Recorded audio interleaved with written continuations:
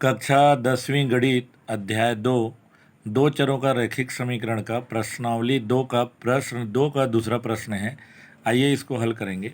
दिया गया समीकरण है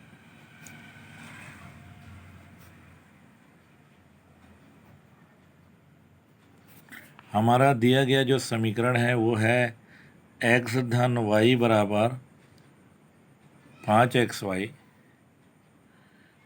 3x धन 2y बराबर 13xy। अब आप देखिए हम क्या करते हैं, x बराबर 1/2 y/3 को हम रखते हैं। इसको हम नाम दे दिए समीकरण 1। ये आपका समीकरण 2। समीकरण 1 में x बराबर 1/2 तथा y बराबर 1/3 रखने पर आपका जो समीकरण 1 है उसमें हम x बराबर 1/3 रखते हैं, x बराबर 1/2 रखते हैं, y बराबर 1/3 रखते हैं। तो देखिए समीकरण 1 है x धन y बराबर 5xy। अब आप देखिए x का मान है 1/2, मैंने 1/2 रखा, y का मान मैंने रखा 1/3, फिर बराबर 5 का 5, x का मान मैंने रखा 1/2, 5xy है यानी 5 गुणा x गुणा y है, फिर यहाँ मैंने रखा 1/3। अब आप देखिए यहाँ तिर्यक गुणा 2 और 3 है, नीचे में 2 गुणित 3, यहाँ 1 को 3 से गुणा कीजिए, 1 को 2 से गुणा कीजिए, 1 गुणित 3 धन 1 गुणित 2। अब यहाँ आप देखिए 5 गुणा 1 गुणा 1, नीचे में 2 गुणा 3।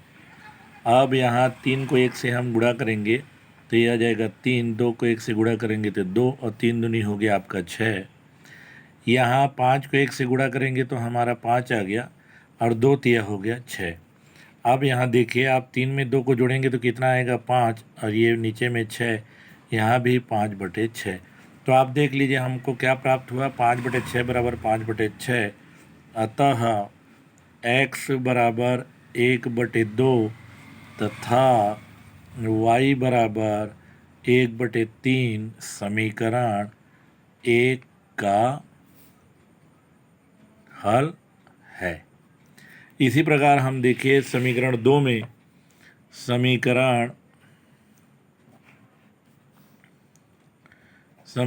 2 में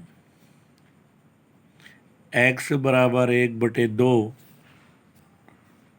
तथा y बराबर 1/3 रखेंगे।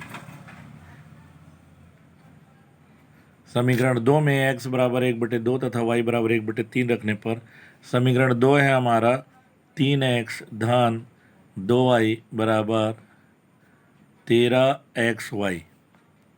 x का मान 1/2, 3 गुणित 1/2 धन 2 गुणित 1/3 बराबर 13xy है।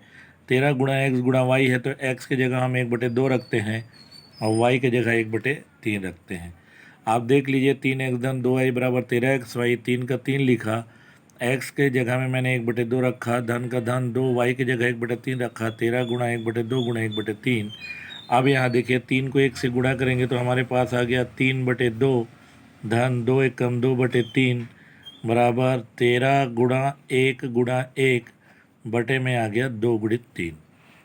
इसके बाद आप देखिए इसका जो लघुत्तम है वो लघुत्तम 2 और 3 हो जाएगा, तो इसको 2 गुणित 3 कर देते हैं, तिर्यक गुणा से बना लेते हैं, 3 गुणित 3 धन 2 गुणित 2, तो ये आ गया 3 गुणित 3 धन 2 गुणित 2 बराबर 13 को 1 से गुणा करेंगे तो हमारा 13 आएगा और 2 तिया ये आ जाएगा 6।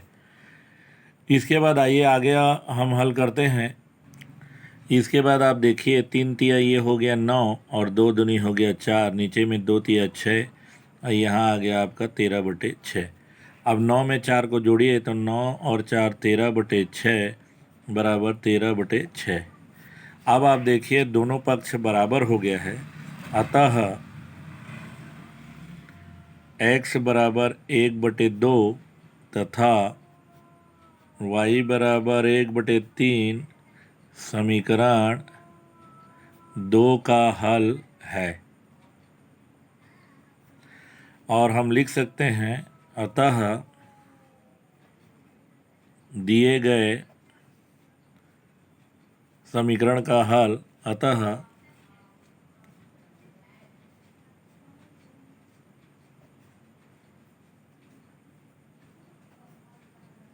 x बराबर 1/2 तथा y बराबर 1/3 है। या हम ऐसे भी लिख सकते हैं अतः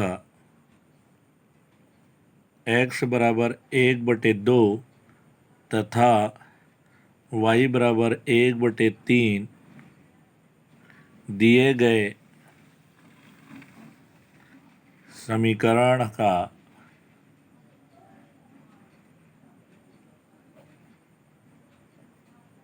हल है।